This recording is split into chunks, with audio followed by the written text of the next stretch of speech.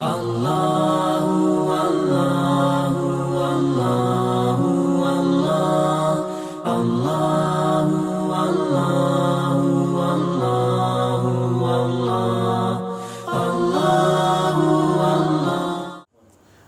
علیکم ورحمۃ اللہ وبرکاتہ۔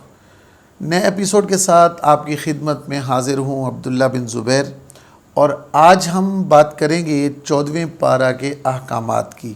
14ویں پارہ میں دو صورتیں ہیں، سورہ حجر اور سورہ نحل۔ سورہ حجر میں اللہ تعالیٰ نے 4 باتیں بیان کی ہیں: کفار کی آرزو، قرآن مجید کی حفاظت، انسان کی تخلیق، اور 3 انبیاء کی قوموں کے قصے۔ نمبر 1، کفار کی آرزو۔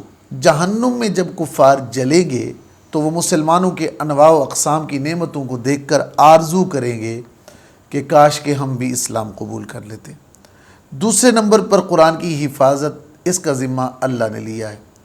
تیسرے نمبر پر انسان کی تخلیق، اللہ تعالیٰ نے انسان کو ایک ناپاک قطرے سے بنایا ہے، فرشتوں کا مسجود بنایا ہے اور شیطان کو مردود کیا ہے، اور قیامت تک شیطان نے اسی مردود ہونے کی وجہ سے قسم کھا لی کہ میں اس انسان کو گمراہ کر کے رہوں گا، کیونکہ اس نے مجھے دربار سے، جنت سے بے دخل کروایا ہے۔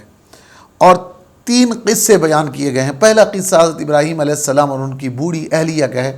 فرشتے نے ان کو خوشخبری دی کہ اللہ تعالیٰ فرما رہے ہیں کہ ہم آپ کو بیٹا دیں گے، تو وہ بڑی حیران ہوئی کہ میں تو بوڑھی ہوں، مجھے کیسے اولاد ہوگی؟ تو اللہ تعالیٰ نے فرمایا کہ اسے خوشخبری سنا دیجئے کہ یہ اللہ اس پر قدرت رکھتے ہیں، وہ بڑھاپے میں بھی اللہ تعالیٰ اولاد سے نواز سکتے ہیں، تو آپ کو مایوس نہیں ہونا چاہیے۔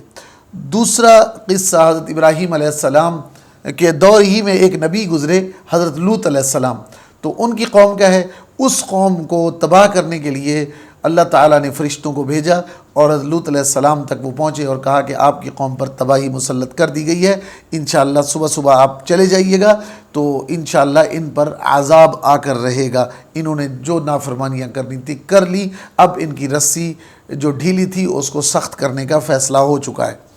اسی طرح اصحاب الحجر، یہ واقعہ ہے، اس سے مراد قوم سمود ہے۔ یہ لوگ ظلم اور زیادتی میں بہت آگے نکل گئے۔ حضرت صالح علیہ السلام کا دور تھا تو حضرت صالح کے دور میں اونٹنی پہاڑ سے برآمد ہوئی، اور جس کا وجود غیر معمولی طور پر بہت جلدی بڑھ گیا، وہ حاملہ بھی ہو گئی۔ انہوں نے نہ صرف اس کے بچے کو ہلاک کیا بلکہ اس اونٹنی کو بھی ہلاک کیا، جس سے اللہ تعالیٰ ناراض ہوئے، اور ان بدبختوں کو اللہ تعالیٰ نے عذاب کی لپیٹ میں لے لیا۔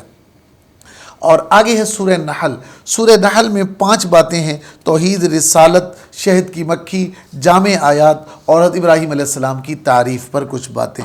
تو توحید اور رسالت کی بات ہے تو یہ موضوع تو مستقل چل رہا ہے، پہلے بھی چلتا رہا، آگے بھی چلتا رہے گا۔ اللہ تعالیٰ توحید اور رسالت کا ذکر عام طور پر سپاروں میں فرماتے رہے ہیں۔ یہاں پر ہم شہد کی مکھی کا ذکر کرتے ہیں۔ یہ ایک ایسی مکھی ہے جس کی غذا میں اللہ تعالیٰ نے فضا میں جس کی غذا رکھی ہے، اور جس کی جو غذا ہے وہ انسانوں کے لیے شفا بن جاتی ہے، اور انسان اس سے فوائد حاصل کرتا ہے۔